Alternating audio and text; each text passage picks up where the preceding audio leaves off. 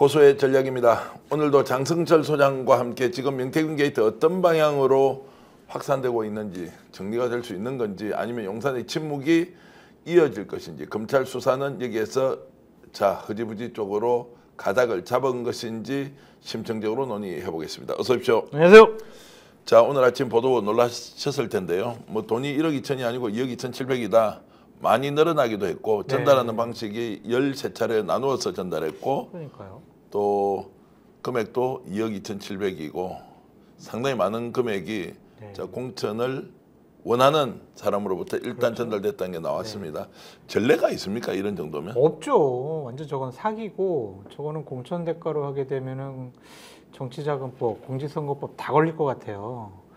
그렇기 때문에 이렇게 나중에 내가 공천 챙겨줄게. 그러니까 이번에 지금 윤석열 대통령 아니 국민의힘에서 하는 거 이럴 때 선거 내가 여론조사 해야 되니까 지금 좀 해주면 내가 나중에 챙겨줄게. 그리고 뭐 공천 같은 것도 나 믿어. 내가 김건희 여사랑 연락하잖아. 막 이런 식으로 했으면 큰 문제가 될 수 있겠죠. 그래서 이제 차용증을 또 쓰고 돌려준 돈은 지금까지 1억 2천이라고 알려졌어요. 네. 그것도 이제 어제 나온 자료를 보니까 실제로는 2억 2,700을 받고 1억 2천을 돌려준 거예요. 거기에 맞춰서 원래 6천 6천씩 1억 2천을 썼고 이건 다 돌려줬으니까 채권 채무 관계가 다 종결됐다라고 검찰에 진술을 했는데 오히려 이제 김모 소장 있죠. 밀양구 연구소 소장이나 강혜경 씨가 자료를 찾아보니까 온 돈이 그게 아니라 2억 2,700이었다라고 이제 하면서 실제로 이게 차용 거래가 아니라 공천 대가로 준 게 확실하구나라고 이제 된 거죠. 그렇게 봐야 되겠죠. 왜냐면은 그 지역에서 출마하고 싶어 하는 분들은 명태균 씨라는 끈을 잡고 싶어 했을 거예요. 그럼 명태균 씨의 부탁이라든지 아니면 여러 가지 제안에 대해서 거절하기가 어려웠다. 근데 하지만은 결국엔 공천 못 받고 출마도 못 하니까 이제 본전 생각이 난 건데 이거는 받은 사람이나 준 사람이나 모두 다 문제가 있다고 보여집니다. 그 문제가 있다는 건 이제 법적 문제가 반드시 생기는 것이고. 그럼요. 자, 그래서 많은 사람들이 의심합니다. 뭐 당 대표실에서 근무도 하셨고 원래 보수 정당은 이렇게 돈을 주고 받고 아니에요. 제가 모셨던 의원분들은요. 지방의회라든지 지방의 기초단체장 출마를 하는 후보자들에게 막 일각에서는 뭐 공천원금을 받는다 그런 얘기도 하지만 정말 그런 거 하나 없이 오히려 돈을 더 지원해주고 인력도 동원해주고 그렇게 도와줬거든요. 그래서 저도 대략 한 대여섯 분의 보수 정치인들을 모시면서 보좌진 생활을 했는데 이런 경우는 그냥 언론을 통해서 또한 검찰을 통해서만 들어봤지 제가 직접 경험해 본 적은 없어요. 근데 오늘 박진희 교수 요즘 방송 같이 하시지 않습니까? 다른 데서 아주 재밌게 저도 보고 있는데 박진희 교수 말은 갑자기 차떼기 정당 생각난다는 거예요. 드러난 것만 지금 2억이고 저희들이 취재를 해보면 3억 빌렸다는 사람, 1억 빌렸다는 사람 이제 이런 사람들이 이권이든 공천이든 모르겠는데 하여튼 복잡한 채권 채무 관계가 존재하고 있다. 뇌물인지 아닌지도 모르겠다. 물론 뇌물이라는 용어는 좀 아니지만 그러면 원래 국힘 이런 식으로 정치하는 거 아니냐, 차떼기 정당 생각난다 이러면 좀 과합니까? 근데 그건 2002년도 이전의 얘기였고 지금 여기에 만약에 국민의힘의 어떠한 유력한 정치인이 이런 짓을 했다 그러면은 정말 그런 비판 들어도 그냥 싼데 이거는 명태균 씨가 지방의회 아니면 지방기초단체 출마하려고 했던 사람들에게서 돈을 받은 거잖아요. 이것을 국민의힘과 밀접하다, 원래 그런 정당이다 이렇게 이미지 뒤집어 씌우는 것은 좀 무리가 있지 않나? 그 민주당 쪽은 제가 이제 들어보니 민주당은 일단 대선의 과정을 이제 거치면 개인 캠퍼도 있지만 주로 당에서 주도해서 다 하는데 어떻게 유독 윤석열 후보는 당 외곽에서 저렇게 해서 여론조사도 하고 캠퍼도 꾸리고 이렇게 했느냐 이것도 좀 넌센스다 이런 이야기를 합니다. 그러니까 공조직을 좀 믿고 좀 정치 경험이 많은 의원들을 곁에다 두고 조언을 많이 받았어야 되는데 이게 이제 검사로서의 경험의 한계인 것 같아요. 뭐냐면 여의도에 있는 놈들, 정치인 놈들 맨날 돈 받아먹고 어디 밥이나 술 얻어먹고 이권에 개입하고 그런 나쁜 놈들이라는 인식을 갖고 있어서 오히려 정치인들의 조언을 받기보다는 외곽에 있는 약간은 좀 사짜 기질이 있는 말을 좀 잘하고 여론조사 데이터를 좀 만질 줄 아는 이런 사람들을 좀 더 신뢰하지 않았느냐 그런 생각이 좀 듭니다. 아니 정상적이라면 여의도에 있는 사람 중에서 괜찮은 사람을 찾아야 되는 것이 맞지. 저 같은 사람을 찾았어야죠. 그러니까 사실 우리 예전에 윤석열 검찰총장 나오고 난 뒤에 이런저런 얘기했던 적이 있잖아요. 그럼요. 장 소장도 이제 네. 이런저런 제안도 받고 맞아요. 해야 되나 말아야 되나라고 하면서 정말로 의견을 주고 받았던 적이 있었는데 네. 결국 선택했다는 것이 네. 외부에 있는 사인인데 정치 경험이 있다 없다라고 보기에도 좀 어려운 이런 이제 명태균을 통해서 모든 전략 그리고 계획을 수립하고 실행을 했는데 이것도 여론조사 공짜로 받았다라는 것 자체가 매우 비여의도적이고 비정치적이에요. 아니 근데 대표님 선거를 치르다 보면 정말 어마어마한 일들이 되게 많잖아요. 뭐 전략도 세우고 정책도 만들고 조직도 하고 여러 가지 뭐 다른 부분들도 많이 이제 선거를 치르다 보면 계획도 세우고 연관도 하는데 이분이 했던 일이 뭐 대선을 좌지우지했다라고 보기는 어렵고요. 여론조사를 통해서 윤석열 당시 후보 기분 좋게 하고 여론을 좀 호도한 부분이 있지 이 사람이 뭐 정치판을 완전히 좌지우지했다 이렇게 보는 것은 좀 무리가 있어 보입니다.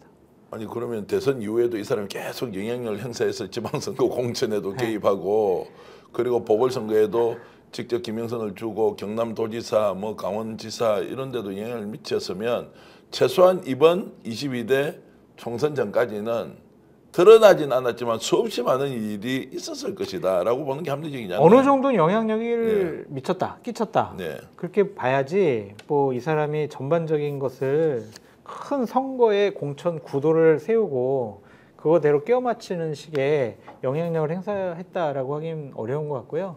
본인이 인연이 있거나 관심이 있거나 본인이 이게 부탁을 한 사람들 위주로 그냥 어느 정도는 좀 영향력을 끼치지 않았을까 그런 생각이 들어요. 굉장히 이제 잘 아니 이 사람이 모든 걸 다 했다고 하는 건 엄청나게 뻥이에요. 했다고요. 뻥 아니라고 내가 과대 이야기 하나 더 포장이에요. 할게요. 예. 그러면 2024년도에 네. 경북에 있는 한 출마자가 네. 뭐 수억원을 지금 제공했다라는 얘기가 명태균 나오고요. 씨한테요? 아니 뭐 이름 얘기 안 하겠습니다. 네. 어쨌든 그런데 거기에 사무실 개소식을 하는데 누가 갔겠습니까? 김영선 전 의원이 간 거예요. 네. 본인은 이번에 육선 될 줄 알고 있었고 거기 가서 인사말을 하면서 이 사람 되기가 어려운데 라고 하는데 거기 가서 이제 인사말을 하고 그러면 그때도 명과 워낙 관계가 좋기 때문에 나를 믿고 뭘 하면 공천받을 수 있다라고 다녔을 거 아니에요. 다녔겠죠. 뭐 예. 그렇게 사기도 치고 뭐 본인의 존재감을 과대포장했을 거는 같은데 네. 거듭 말씀드리지만 명태균은 사기꾼 기질이 있다. 과대망상증 환자다.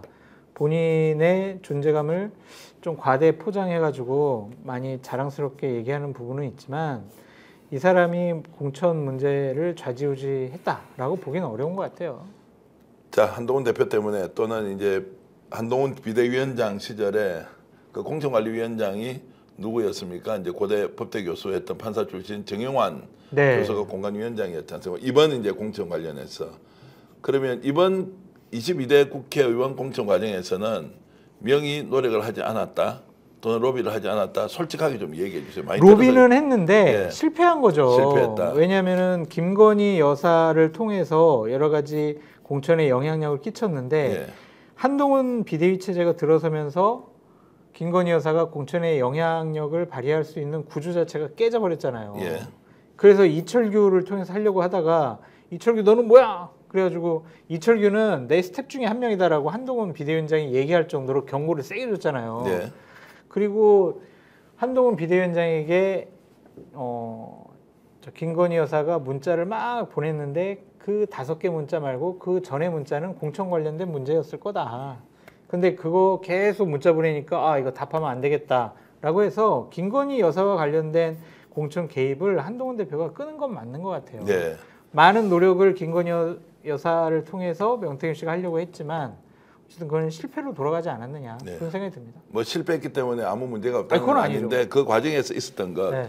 우리 장 소장님과 제가 사전에 그 공유하지 않고 한 내용 오늘 방송에서 처음 얘기를 해보는데요. 뭔데요? 그렇게 여러 가지 로비를 했잖아요. 어느 순간에 이 사람이 감당을 못하니까 너무 세게 부탁이 들어오니까 여사의 뜻이다, 여사의 뜻이다 이제 이런 이야기가 들리니까 마지막에 이 최고 결정권자가 당해서 어떻게 얘기를 했느냐. 직접 전화하라고 해라. 라고까지 했다는 거예요. 네. 그런데 직접 전화하는 것은 좀 곤란하다. 라는 이야기가 또 다시 와서 부탁을 했다는 거예요. 네. 그때 이 분이 어떻게 대답했느냐. 네. 그러면 넘버원이 직접 전화하라고 해라. 네. 그 정도 갔어야 시도가 중단이 됐다는 거예요. 네. 그러니까 지금은 여사가 뭐 단수면 좋죠, 경선해야 되죠라고 하는 그 이전에 이미 수없이 많은 내용이 명태균과 김 여사 사이에 오고 갔을 가능성이 매우 높고, 그럼요. 그걸 가지고 지금 공천 개입했다 안 했다라고 하는 우리 200가지가 있다고 하죠. 공적 대화가. 잠깐 요 좀 질문 하나 드릴게요. 저 공적 대화는 공천 부탁하는 것은 공적 대화예요, 사적 대화예요? 공적 대화 아닐까요? 공적 대화입니까? 그러면 그냥 여사님 건강하시고요, 잘 주무세요, 이건 사적 대화지만 공천이라든지 국정과 관련된 일은 공적 대화로 봐야 되겠죠. 자, 그래서 그런 것들이 그냥 폭로가 되면 이제 끝날 수도 있다. 1년 내에 탄핵이다. 한 달 내에 탄핵이다. 뭐 오퍼 써야 한다. 이제 이런 이야기까지 나왔는데 어쨌든 엄청난 시도를 했다는 건데, 네. 조금 전에 우리가 약간 논쟁이 됐던 것은 명태균이 2022년 대선 과정에만 영향을 미친 게 아니라 그 이후에도 2년 동안 지속적으로 뭔가 했을 가능성이 있다. 그럼요. 그거는 맞죠. 예, 그 국민님이 흔들렸다 이거예요. 근데 그게 전반적인 건 아니다. 전반적인 일부분이다. 그렇게 봐야 되겠죠. 예, 그러면 이제 제가 경찰이 뭔가 잘못된 일을 하고 언론에 대서특필되고 있습니다. 경찰 공무원 10만 명 넘는데 한두 명이 저지른 일 가지고도 경찰 전체가 욕을 먹지 않습니까? 이제 그런 것인데 잘못했죠. 많이 잘못됐는데, 문제는 이제 지금 이 상황을 수습하고 관리해야 되는 대통령실의 컨트롤 타워가 첫째 없다. 없어요. 두 번째, 왜 그러면 이렇게 용산이 침묵을 지키느냐는 네. 부분에 대해서 좀 본질적으로 질문을 해야 한다. 네. 왜 아무 소리 안 합니까? 그냥 이대로 뭉개고 간다 이렇게 판단하고 있는 건가요? 김건희 여사랑 명태균 씨가 어느 정도 수준의 대화를 몇 차례 했는지 전혀 파악을 하지 못하고 있어요. 김건희 여사가 일부러 감추는 건지 아니면 기억을 못하는 건지 증거가 없는 건지 알 수는 없지만, 김건희 여사가 참모들에게 얘기를 하지도 않고 참모들이 김건희 여사에게 물어볼 수 있는 구조도 아니다. 그렇기 때문에 대응을 할 수가 없다. 그러니까 뭉개고 가야지, 뭉개면은 언젠가는 이건 국민들이 잊어버릴 거야, 잊혀질 거야, 이 차원이 아니라 그냥 항복한 것 같아요. 넋이 나갔어요. 네. 뭐를 어떻게 대응을 하지? 할 수가 없는 구조예요. 명태균 씨가 뭐를 갖고 있는지, 강혜경 씨가 뭐를 폭로할지, 뉴스토마토가 어느 정도 수준의 자리로 갖고 있는지 몰라서 대응을 못하는 거예요. 그냥 그게 무능력한 거죠, 한마디로 얘기해서. 자, 무능력하다. 그래서 이렇게 내버려 두면 이제 어떻게 됩니까? 그냥 뭐 세월 따라 물 따라 흘러갔다. 뭐 이렇게 되든 저렇게 되든 그냥. 근데 이제 이럴 수가 있는 것 같아요. 언론이라든지 저희 같은 평론가들이 문제 제기나 의혹 제기는 이미 충분히 한 것 같아요. 정황적인 증거도 많이 나왔고. 그럼 결국에는 과거 정권 같은 경우에는 이 정도 문제 제기가 되고 의혹이 나오면 검찰이나 경찰이 수사를 했거든요. 안 하잖아요. 그러니까 그거를 믿는 것 같아요, 지금 대통령실은. 그냥 뭐 안 하면은 명태균 씨가 뭐 김건희 여사랑 나눴던 여러 가지 음성이라든지 문자 공개하겠어? 그냥 뭐 약간 뭐 비판받고 공격받고 귀찮고 어려움에 처하고 이 정도지, 좀 참으면 지나갈 거야, 이런 생각을 하는 것 같습니다. 자, 공적으로 그럼 질문 드릴게요. 검찰 실제 수사하지 않을 것 같습니까? 하겠죠, 결국에는. 결국에 하는데 지금 이 시점에. 이 시점은 자기네들이 먼저 안 할 것 같아요. 그래서 엊그제 이제 수사했던 것도 뭐 언제 명태균 만났느냐 이런 이야기하고 회사 취직한 배경 이런 걸 물어봤다고 하니까 강희경 씨한테. 그렇죠. 한 발자국도 못 나갔다는 거 아니에요? 아니 그렇죠. 그러니까 이럴 것 같아요. 4,000개의 뭐 음성 파일과 문자 메시지를 명태균 씨로부터 압수수색을 해서 확보했다라는 거잖아요. 이 정권 끝날 때까지 계속 그거 분석할 것 같아요. 그냥 음성 파일 들어보고 녹취 계속하고 다시 들어볼게요. 다시 하고 잘못 들었네, 지우고 계속 이럴 것 같아요. 그래서 질질질질 수사를 끌 것 같다. 그래서 언론이나 국회에서 왜 수사 안 해? 그러면은 지금 입에서 단내 나도록 수사하고 있습니다. 검사 2명 더 파견했어요. 지금 열심히 하고 있어요. 이걸로 끝날 것 같아요. 그래서입니까? 어제 수사 과정에서 데이터가 워낙 많아가지고 푸는데 시간이 너무 오래 그렇죠. 걸린다라고 하면서 지금도 풀고 있다 이런 이야기를 했다고 하니까 이걸 수사를 미루려고 하는 작전인지 실제로 역량이 부족해서 제대로 파헤치지 못하는 건지. 근데 수사할 의지도 없고요. 실제 의지가 없는 거 맞아요? 의지가 없으니까 검찰총장이 법과 원칙에 따라서 자 제기된 의혹 다 제기하겠습니다. 창원지검의 수사팀 팀 2명 검사 보강했습니다. 이렇게 대답했잖아요. 아유 이재명 조국 대표 수사한 거 봐보세요. 예. 얼마나 많은 170 검사들과 수사관들을 파견했어요. 근데 지금 꼴랑 2명이잖아요. 수사할 의지가 없다는 게 생색내기. 일단 더 투입했다니까요. 이건 생색내기예요. 자, 그러면 용산은 수사를 절대 진행할 수 없다라는 확신을 갖는 거고요. 그렇죠. 오늘 우리가 초현실적인 얘기를 조금 제가 곁들여 보겠습니다. 김 여사님과 평소에 사주명리 또는 이렇게 역술적으로 인연을 맺고 교류를 했던 분의 이야기입니다. 오. 이건 방송에서 처음 말씀드리는 왜 건데요. 저가 나왔을 때 그런 얘기를 하세요? 위험하게. 위험하지 딴 않아요. 사람들 그런 나왔을 때 이야기를 얘기하세요. 지금도 네.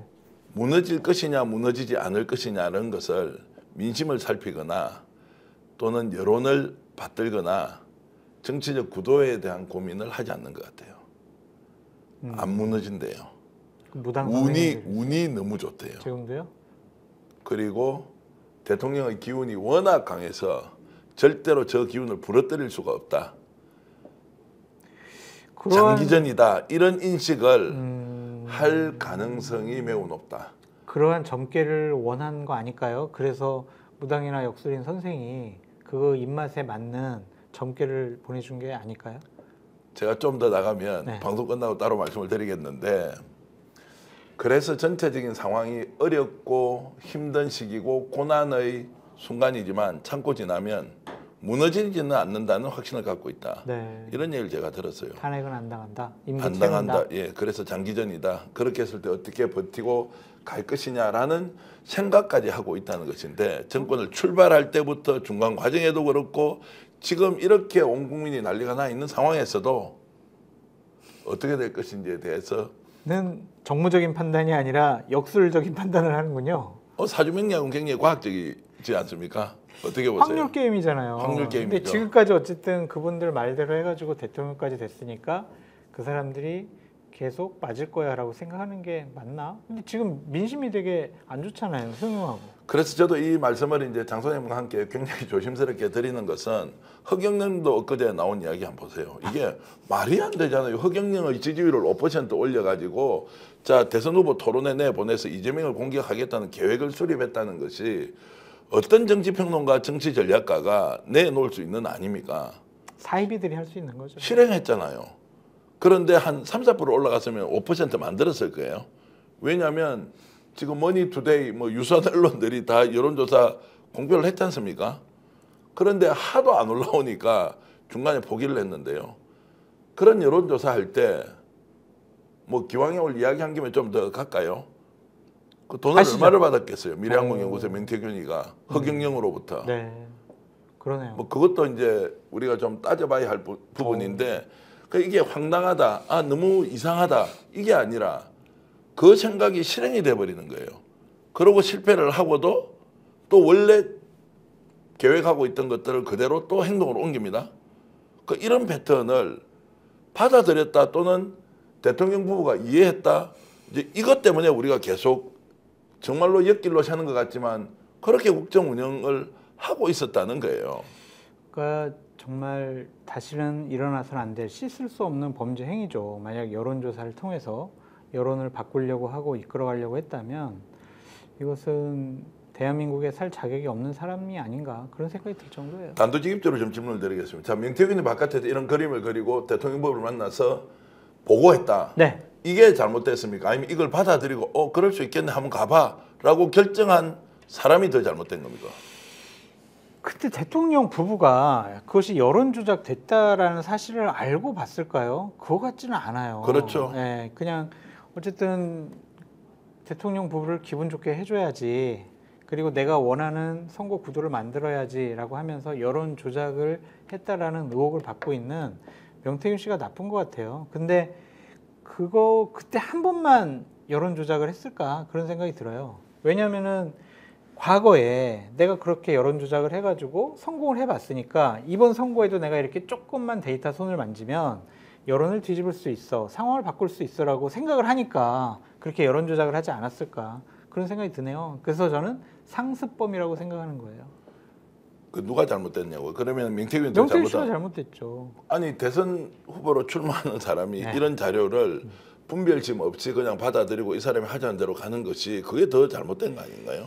근데 그 당시에는 자기에게 좋은 여론조사를 가져와서 보고를 하는데 이거 조작했지? 이거 데이터 손 만진 거 아니야? 이렇게 질문할 후보는 없었을 것 같아요. 그냥 과학적으로 여러 가지로 뭐 후보님 이렇게 조사했더니 사실은 이렇습니다. 다른 여론조사보다 우리 여론조사가 더 신뢰성이 높아요. 이렇게 보고하지 않았을까? 그러면 기분 좋겠죠, 후보 같은 경우에. 장 소장님은 돈을 안 준 문제는 어떻게 생각해요? 공짜 여론조사 계속 보고받고 81차례 공표 비공표 이걸 이제 받았습니다. 그 보고를 계속 받았을 거 아니에요. 범죄고 뇌물이 될 수 있겠죠. 범죄고 만약에, 뇌물이고 사기가 될 수도 있을 거고. 그러니까 그것은 명확하게 이 돈을 비용을 지불해야 된다고 보시는 거죠. 당연히 지불해야죠. 그냥 지불을 않고 했다라는 것은 사후에 자 우리가 대통령 만들어주면 그 강혜경 씨 녹취록에 나오잖아요. 아크로비스타 저기 명태균 씨 당신 줄게라든지 아이 진짜 우리 대통령 되면은 우리 세상 아니야. 그때 그냥 여러 가지로 뒤 봐줄 테니까 걱정하지 마. 사후적인 약속을 했더라도 이것은 사기나 여러 가지 뇌물로 볼 수가 있겠죠. 그래서 이제 면밀조사 들어가기 막바지에 뭐 최대 6천 샘플까지 조사하는 건 비용도 많이 들잖아요. 그 조사하기 직전에 청구서 만들어라 하고 이제 다 줄락한다 뭐 이런 말을 합니다. 그때 이제 명태균 대표가 올라가면서 20억 받아올까 30억 받아올까 3억 7,500을 만들어주니까 20억 받아올까 30억 받아올까 이것은 소설로 창작할 수 있는 부분이 아니잖아요. 아니죠. 그걸 만약에 지금 명태균이 하는 이야기대로 야 그때 강혜경 내가 격려해 주려고 빵이야. 격려해 주려고 이거 만들었다라고 주장을 하고 있는데 그것은 믿을 수 없는 거죠. 그러니까 일이 벌어지고 난 다음에 하는 얘기들은 다 변명이고 자기 합리화를 위한 거짓말이라고 볼 수밖에 없을 것 같아요. 그리고 그 강혜경 씨가 계속 얘기하고 본인이 증언을 하고 명태균 씨의 육성으로 나타난 것은 그냥 그때 도와줬던 대가로 2022년 6월 달에 김영선 공천 준 거야, 받은 거야. 이렇게 계속 얘기를 하잖아요. 그건 일관된 것 같아요. 그래서 그거는 대통령 부부가 사후적으로 약속을 한 부분을 지킬 것이 아닌가 그런 생각이 좀 들어요. 그러면 이제 장 소장님도 명확하게 그 3억 7,500만 원은 대통령 부부가 지급해야 하는 돈이다. 설사 계약서가 없다 하더라도 해야죠. 해야 되는 거죠. 네. 그러니까 정치판에서 그거 있을 수가 없어요. 그러니까 정기적으로 어떤 여론조사 회사를 갖고 있거나 거기에 연관된 사람이 일주일마다 여론조사를 해온단 말이에요. 그럼 우리 같은 사람들, 실무자들이 봤을 때는 저 비용이 발생할 텐데 비용 얼마 드릴까요? 어느 정도 필요하세요? 그럼 그쪽에서 뭐 한 건당 한 1,000만 원 주세요. 그러면 아유 우리는 못 하겠습니다. 이렇게 하는 게 맞거든요. 그런데 아무리 정치를 처음 해보더라도 여론조사를 하다 보면 돈이 들어갈 걸 알 건데 그걸 수시로 받아봤는데 비용 지급을 안 했다라는 것은 여러 가지 법적인 문제가 될 수 있죠. 그런데 지난 그 법사위 국정감사에서는 뭐 국민의힘 의원들이 아니 대통령이 계약서 쓴 것도 아니고 뭐 바깥에 있는 사람이 문제지. 그것도 더 문제죠. 아니 그러니까 뭐 보고서 가져와서 공짜로 계속 보고해 주는데 그게 무슨 대통령 잘못이냐 갖다 준 놈 잘못이지 이제 이렇게 얘기를 하더라고요. 그러니까 그렇게 받은 것 자체가 또 다른 어떤 범죄 혐의가 되지 않을까? 법적으로 문제가 되지 않을까? 좀 제가 법률적인 단어는 생각이 나지 않는데 그것은 다른 의도가 있다라고 당연히 봐야 되지 않을까요? 그냥 명태균 씨가 괜히 해줬을 리도 없잖아요. 그래서 그냥. 국민의힘 의원들이 그렇게 이제 일종의 방어벽을 쳐주는 것이 네. 정치 전문가로서 네. 여의도를 누구보다 잘 아는 한 번도 못 분으로서 봤어요 그런 거요. 그 말이 안 되는 거죠. 한두 번 정도는 가져오는 사람들이 있어요. 그 81회를 어떻게 그걸 그거는 알아요? 말이 안 돼요. 그리고 이런 사람은 있어요.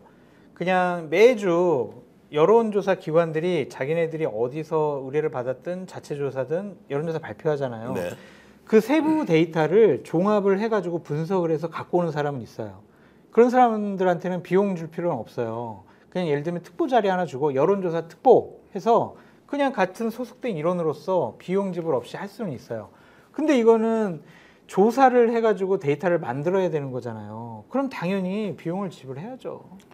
자, 그래서 그 여론조사 비용을 지급하지 않는 대가가 결국 김영선의 네. 공천이다라고 하는 그 주장에 네. 대해서는 맞다고 냉정하게 봐야죠. 어떻게 봅니까? 맞다고 봐야죠. 그 대가 맞다. 맞다고 봐야죠. 그거는 뭐 강혜경 씨 증언이나 명태균 씨 육성으로 나타난 거 아니에요. 근데 아니라고 계속 주장하잖아요. 그러니까 거듭 얘기하지만 사건이 불거지고 본인이 곤혹스러워지니까 하는 얘기는 거짓말이다라고 말씀을 드리는 거예요. 그럼 그 전에 얘기를 했어야지. 그럼 그 전에 네. 사실은 내가 뭐 이거 그냥 너 격려해 주려고 했던 거야. 이런 식으로 얘기를 했어야 되는데 법적으로 문제 생기려고 하니까 그런 식으로 변명하는 건 하도 이제 다른 일이 계속 터지고 좀 상식적으로 납득되지 않는 행동들이 드러나니까 뉴스에서는 그게 이제 소재거리로 되게 좋지 않습니까? 하늘궁도 좋고 허경영도 좋고 그리고 또 오늘도 당장 돈이 1억 원 이상 더 튀어나오니까 거기에 쫓아가면서 기사를 쓰고 우리가 공유를 하지만 더 중요한 것은 공천 대가가 결국에는 그렇죠. 여론조사비 안 받은 그렇죠. 것이다 라고 하는 이것은 명확하게 봐야죠. 다른 혹시 상황이 공천 문제와 관계없이 평소에 김영선을 좋아했기 때문에 명태균이 강력하게 추천하기 때문에 그래서 당신에게 특별히 공천을 준다. 국가 경영을 너무 잘할 사람이기 때문에 이건 있을 수 없다는 거죠. 있을 수가 없고요. 명태균 씨가 그렇게 돈에 초월한 사람 같지는 않아요. 그러니까 사명감을 갖고 보수 우파 후보가 대통령에 당선이 돼서 정말 정권 교체를 해야 된다라는 하늘이 내린 막중한 사명감을 갖고 자기 돈 써가면서 한 사람 같지는 않단 말이에요. 그 이후에 여러 가지 녹취록을 보면 돈에도 상당히 욕심이 있는 사람이잖아요. 본인 생활도 해야 되고 여러 가지 비용도 들어갔으니까. 그렇기 때문에 이 어느 정도 대가 없이 그냥 자원봉사 형식의 여론조사를 했다라는 것은 말이 안 된다. 거짓말이다. 자, 그러면 공짜 여론조사는 불법이다. 두 번째, 그 대가로 공천을 줬다는 것도 역시 불법이다라고 하면 이건 이제 수사해야 되지 않습니까? 아니, 수사하고 처벌 받아야죠. 수사할 가능성 없죠. 적극적으로 수사할 가능성 없죠. 안 할 것 같아. 그러면 어떻게 해야 됩니까? 특검 갑니까? 특검 아니면 가야죠. 상설 특검 갑니까? 아니면 상설 특검은요. 공수처에 또 가나? 아유, 공수처도 솔직히 못 믿겠고 네. 상설 특검은 50일밖에 안 되잖아요. 그거 가지고 어떻게 우리가 사실관계를 파악할 수가 있어요? 안 되고 무조건 특검 가야 돼요. 그래야 사실관계를 밝힐 수가 있어요. 그런 말씀하면 혹시 공격 많이 받지 않습니까? 오히려 이미 하도 많이 받고요. 제가 이런 소리 하도 해대가지고 이제 네. 보수파 쪽에 계신 분들이나 대통령실에 있는 분들이 그냥 쟤는 원래 저런 얘기를 하는 놈 이렇게 생각하는 것 같아요. 국힘은 어떻습니까? 내부에서는 이거 특검 가서 여사 문제는 분리하고 공천 거래와 관련된 부분 수사하자 이런 쪽은 어때요? 한동훈계 의원들은 그런 생각이 강한 것 같아요. 예. 그러니까 수사를 한다라기보다 이번에 특검을 통해서 김건희 여사 문제를 어느 정도 정리하고 조치해야 된다라는 공감대가 있는 것 같아요. 근데 윤핵관들 오늘 뭐 다른 언론에서 보니까 대략 한 대표 측 사람 25명 내외, 뭐 윤핵관 25명 내외, 나머지 한 60몇 명은 중립 뭐 이렇게 해놨던데 그 윤핵관들 중에서도 강하게 김건희 여사가 뭘 잘못했어? 너 왜 한동훈 당대표한테 뭐라 그래? 라고 하는 사람은 소수인 것 같아요. 위기감이 당연히 있죠. 정상적인 사람이면. 김건희 여사 문제가 질질 끌려가지고 2027년 대선 때까지 가게 되면 우리는 대선 치르나 마나하다. 이건 정권 그냥 내주는 거다라고 누구나 다 생각을 해요. 그러니까 이번 기회에 특검을 통해서 정리하는 것이 맞겠다라고 생각하는 사람들이 다수인 것 같습니다. 자, 그럼 이번에 특검 혹시 발의하면 통과될 가능성이 높다? 가능성이 높다고 봐요. 매우 높다? 매우 높다고 봐요. 아, 그러면 연말 전에는 특검이 통과될 가능성이 네, 왜냐하면 한동훈 대표가 완전 칼을 빼들었잖아요. 네. 김건희 여사 문제 정리해라라고 했는데 대통령은 안 하겠다잖아요. 김 여사 아픈데 왜 그래 자꾸 돌멩이 던지면 맞을 거야. 하여튼 나는 내 뜻 알지 이렇게 협박을 했잖아요. 그럼 한동훈 대표로서는 네 알겠습니다. 뭐 대통령께서 그렇게 말씀하시니까 저 더 이상 언급하지 않겠습니다. 이러면 정치 생명 끝이에요. 지금 강하게 나가잖아요. 그럼 주도권을 잡기 위해서라도 김건희 여사 문제를 정리하는 것이 윤석열 대통령에게는 아프지만 보수 우파의 진영에는 약이 될 수 있다는 것을 끊임없이 설득을 해서 당원과 국민의힘 지지층의 동의를 받아야 되겠죠.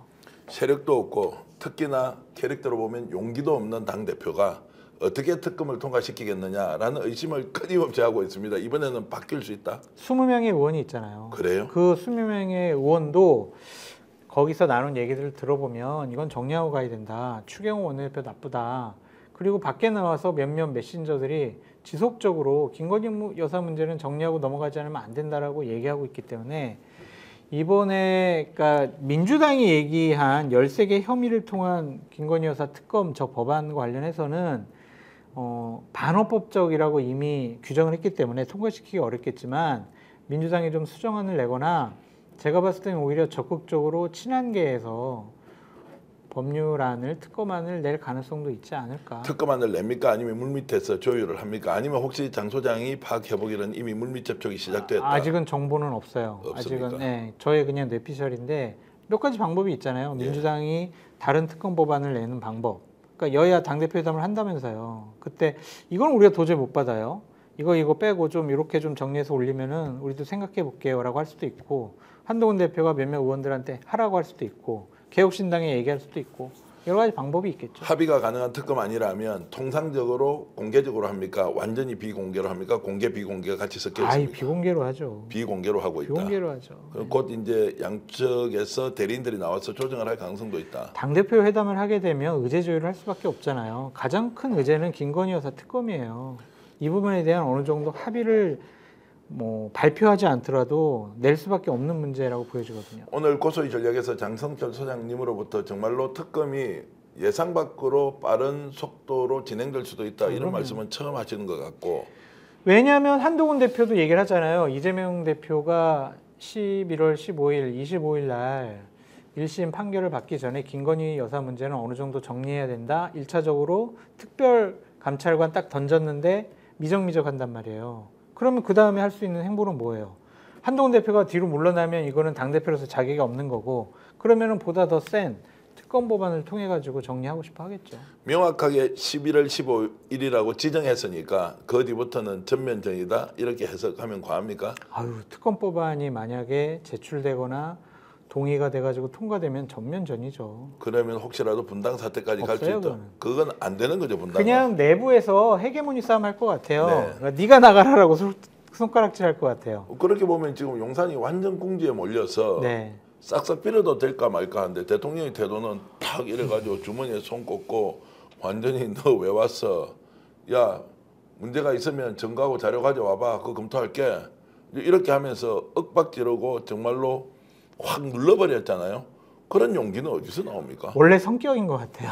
그래요. 원래 성격과 습성인 것 같고, 제가 이제 얘기 듣기로는 이 오른쪽 주머니에 김건희 여사가 좀 사과를 하는 것이 어떻겠느냐라는 보고서와 사과 문안이 담긴 용지가 이 주머니에 있었다는 거예요. 그래가지고 한동훈하고 좀 얘기가 잘 통하면, 동훈아 이거 잠깐 만져봐봐.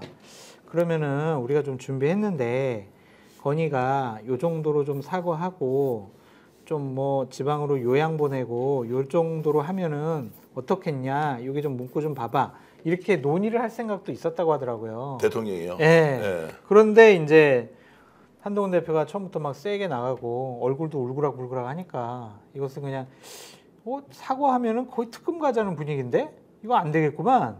너 제로 콜라 먹고 꺼져. 이런 형식이 됐다는 거죠. 아, 그러면은 처음에는 그렇게 하려고 한 게 아닌데 실제로 만나보니까 분위기가 아주 안 좋았다. 그래서 사진을 내놓은 거는 아예 대통령이 이렇게 고자세를 하는 것만 딱 의도적으로 내놓고 너 한번 죽어봐, 이렇게 됐다는 말씀인데. 두 가지 안을 갖고 간 것 같아요. 예. 세게 나와가지고 완전히 무시하는 안이란, 그리고 어느 정도 좀 대화가 통하면 좀 합의점을 만들어 볼까? 그런 생각도 있었던 것 같습니다. 근데 워낙 한 대표가 세게 나오니까 안 되겠다 싶은 것 같아요. 아, 실제로는 세게 나왔다. 우리는 저 자체로 아예 들어갔다고 봤는데 그게 아니었군요. 어휴, 한동훈 대표가 거기 갔다 나와서는 완전 질렸다라는 표현을 썼다고 하더라고요. 아, 질렸다는 질렸다. 표현을 썼다. 예. 또 이거 쇼츠로 만들거나 또 이거 제목 뽑으려고 그러죠. 아니, 제목을 뽑아야지. 지금 우리 방송하는 게 취재력도 대단하시지만 우리가 한 번씩 공유하는 정보 보면 깜짝깜짝 놀라요. 서로 너무 만든 게 많아가지고. 질렸대요. 예. 그러니까 윤석열 대통령이 저 정도로 나올 것까지는 몰랐다는 거죠.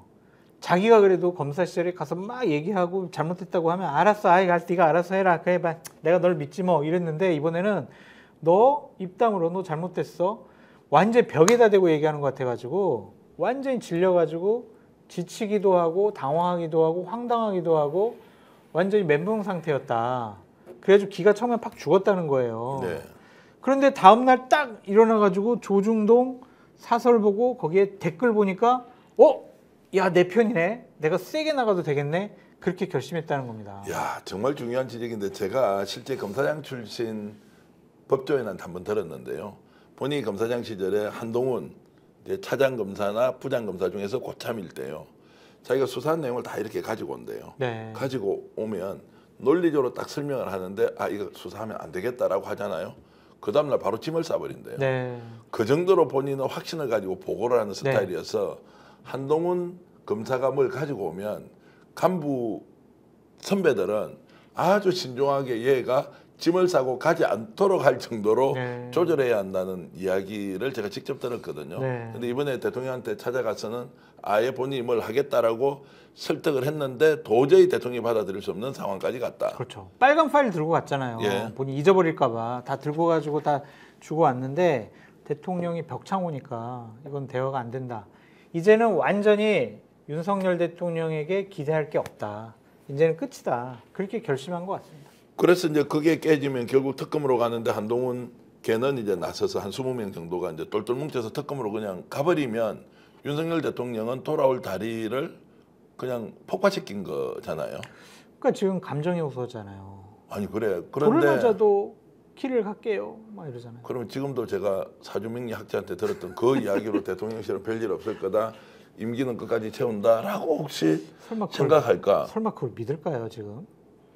이 상황에서. 그건 뭐 잘 모르겠습니다. 저는 이제 취재 과정에서 직접 김건희 여사와 수십 차례 이렇게 저는 카톡으로나는 이렇게 소통한 줄 알았는데 네. 텔레로 소통해서 뭐 하여튼 그런저런 의견을 주고받았다고 하는 분의 얘기로는 지금 아마 그렇게 해서 사주로 보면 뭐 절대로 무너지진 않는다 이런. 뭐 임기는 마칠 수 있을 거고 탄핵은 안 될 수는 있겠지만. 왜냐 헌법재판소 때문에 안 될 그렇죠. 수도 있잖아요.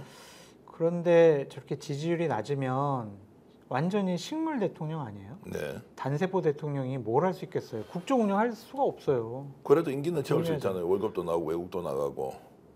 얼마나 많으냐면 이번에 또 보건복지위에서 나왔던 그 내용 보니까 그래 뭐 한 시간도 안 되는 행사인데 9천만 원씩 써가면서 자 이게 말이 되느냐. 국민들 진짜 요즘 나가보시면 알죠. 얼마나 살기 어렵습니까? 너무 어려울 어려웠어요. 정도가 맞아요. 아닌데 참 이런 국민의 정서를 전혀 모르고. 근데 그렇게 되면은요, 당연히 조심하고 이제 주눅 들어서 거의 아무것도 못할 거예요. 네. 그리고 탄핵은 안 당하더라도 내가 이런 자리에 있는 게 뭐 뭔 의미가 있겠느냐 그런 생각을 할 수 있겠죠.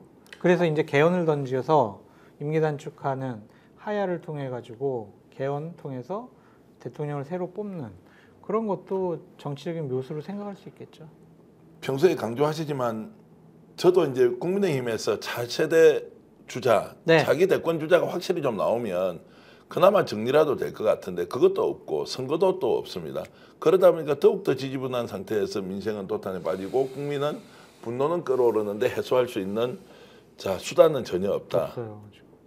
그 국힘은 그래서 다음에 수권 정말 정권 재창출 이런 거 할 수가 있습니까? 망했어요. 왜냐하면 국민의힘의 지금 유일한 대권 후보가 한동훈, 오세훈 정도인데 오세훈 후보는 정말 대통령이 되면 형식적으로 국정 운영은 잘할 수 있지만 과연 대통령 후보가 될 수가 있을까 그런 생각이 있거든요.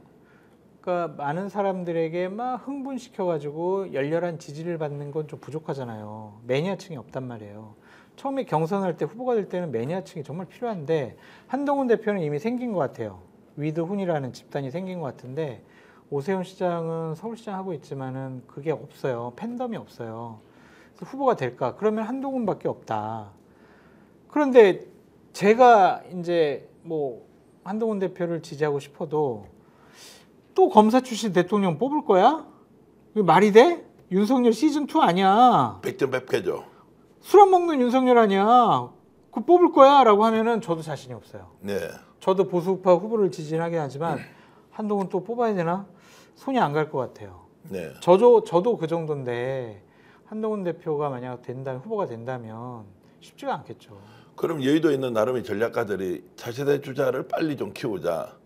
이렇게 해서 뭔가 도모를 한다든지 야 그래도 우리가 기회가 오면 여전히 정권 재창출할 가능성이 있다. 그때 가면 선거니까 대선이니까 이런 생각하고 있지 않습니까? 그러니까 이재명 대표에게도 달려있죠. 네. 상대가 이재명이라면 흠집이 워낙 많으니까 우리가 이재명 정도는 이길 수 있어라고 생각하는 쪽도 있고 뭐 대선 전에 대법원 판결이 하나라도 나오지 않을까? 위준교사 같은 경우에는 대법원 확정 판결이 유죄 판결이 나오지 않을까? 그런 이제 생각을 갖고 있는 거죠. 실력으로 이기는 것보다 이제 상대의 약점을 맞아요. 절묘하게 파고들어서 지금 반사 이걸 보자. 실력이 없어. 보수급파나 국민의힘은 실력이 없는 거예요. 완전히 붕괴되고 망가져가지고요. 지금 아무것도 못하는 집단이 됐어요. 자 그럼에도 불구하고 상황 수습을 할 수 있다면 수습을 한다고요? 할 수 있다면 네.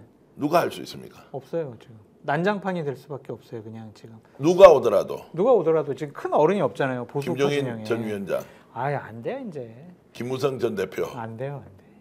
그러니까 왜냐하면 김무성 대표는 친박 세력이 완전히 배제하고 배신자라고 낙인 찍어놨기 때문에 이 친박이 보수파의 큰 하나의 포지션을 차지하고 있는데 거기서 배척하고 있어서 안 돼요. 그냥 누구나 다 어느 개파나 진영에서도 그래 저 정도 좁은 말이면 들어야지. 그래야 우리가 살 수 있어라고 생각할 만한 정치적인 어른이 없는 것이 가장 큰 약점 중에 하나다. 임명진 비대위원장. 안 돼요, 안 돼요.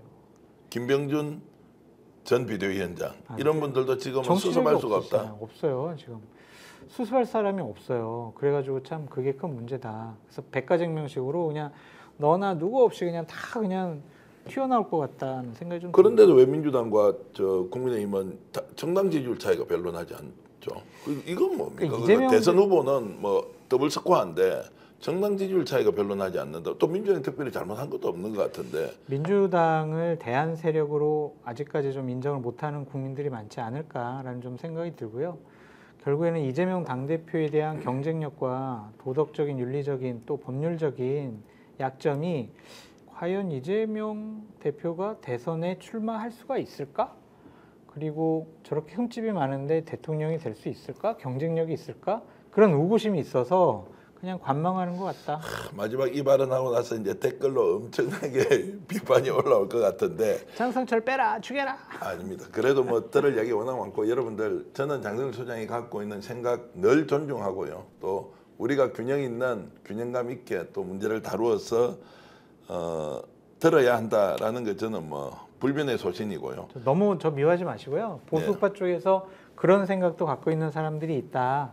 그래야 이제 진보 진영에서는 그러면 우리는 플랜 B, 플랜 C 어떻게 마련할까? 그런 생각을 하시는 게 맞죠. 검찰이 지금 수사하는 거 보면 실제로 너무나 불공정하죠. 불공정하죠. 그리고 과도하게 특정인을 죽이기 위해서 수사하는 것도 인정하시죠. 그것도 맞는 것 같아요. 예. 검찰은 해체돼야 될 집단인 것 같아요. 그런데 이재명 대표가 지금 당하고 있는 것은 그것과 괴를 같이 하는 것이죠. 그렇게 볼 수는 있는데 그렇게 보고 있다고 그냥 대답해 주세요. 그렇게 봐요. 그렇게 봐요.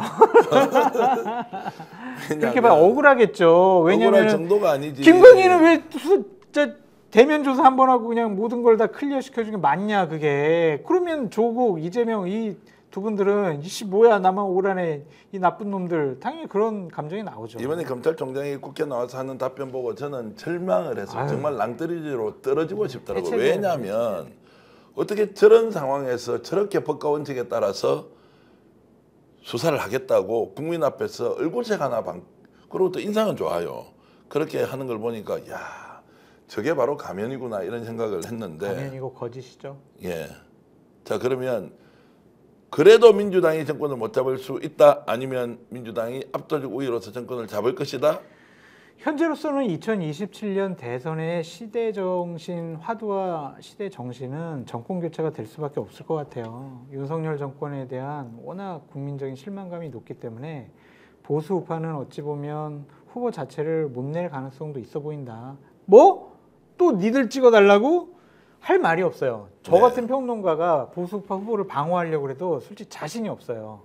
그러니까 이쪽도 뭔가 획기적인 일이 벌어져야 되겠죠. 윤석열하고 완전히 결별한다든지 자기들 손으로 김건희 여사를 먼저 처단한다든지 아니면 대통령 탈당해라 라고 해서 완전히 끊어버리든지 뭔가 윤석열 정권과는 다른 집단이다라는 것을 보여주지 않으면 이거는 대선 해보나 마나죠. 당위적으로는 보여줘야 하는데 보여줄 가능성은? 그게 이제 한동훈 대표가 운이 있느냐 실력이 있느냐를 지켜봐야 될 것 같아요. 그래서 연말에 네. 특검 법안을 한동훈 대표가 자신을 따르는 의원들과 함께 이것을 통과시킬 수 있느냐. 그것이 관전 포인트. 오늘 인터뷰하면서 제가 느끼는 것은 연말에 특검이 통과되더라도 국민의힘에서 빠져나갈 의원이 없을 것이다. 라는 그 전망에 저는 500원 걸겠습니다. 탈당을 안 한다? 대통령은 탈당하지만 안 해요. 국회의원들이 나가서 별도 당을 만든다. 절대로 안 해요. 네. 그러니까요. 절대로 안 해요. 그럼 절대로 안 해요. 전 재산 걸으시죠 이렇게. 전 재산 걸어도 우리가 이긴다. 네. 그럼 특검은 통과되고 그럼에도 불구하고 탈당은 없다. 윤석열 대통령이 고립의 섬 무인도에서 정치할 가능성이 매우 높다. 이런 말씀을 오늘 정리하겠습니다. 장 소장님 이렇게 만나 뵈면 정보도 많이 얻고 저도 매우 고맙습니다. 감사합니다. 자, 고소열작 여러분 어떻게 보셨습니까? 열심히 달려서 취재하고 노력하고 있습니다. 저희들 구독, 좋아요 눌러주시면요 더 많은 큰 힘이 되어서 또 에너제틱하게 달려가겠습니다. 저를 미워하시는 만큼 좋아요를 꼭 많이 눌러주십시오. 자, 장성철 소장 존중하고 있습니다. 이분이 있어서 보수와 진보가 정말로 대한민국을 이끌어가는 양날개가 되는 그날이 오길 진심으로 바라고요.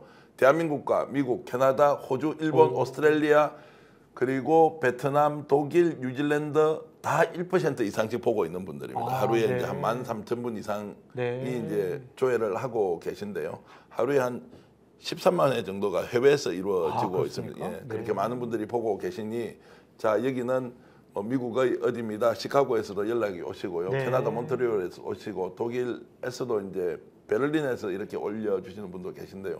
베트남, 다낭, 호치민, 뭐 하노이 이런 데서도 많은 분들이 우리 방송 봐주셔서 고맙습니다. 제가 오른쪽에 내놓고 있는 광고 잠깐 하겠습니다. 하노이식 대구 명소 경성한우 우리 회사가 정말로 서포트하고 있는 바로 스픽스라 생각하시고 대구에 계신 분들은 경성한우에 가서 올 연말 가족 모임 그리고 친구 모임 직장 모임 꼭 좀 해주시면요 1등급 원뿔 이상의 한우를 9,900원, 11,900원 이렇게 팔고 있으니까요 한번 다녀가신 분들은 대단히 좋다 다음에 꼭 와야 되겠다라고 하시니까요 053-573-8900으로 연말 예약 좀 해보시면 어떻겠습니까? 시청해주신 여러분 고맙고요. 장 소장님 오늘도 정말로 뜨겁고 따끈따끈한 정보 함께 공유할 수 있어서 감사드립니다. 시청해 여러분 고맙습니다. 감사합니다.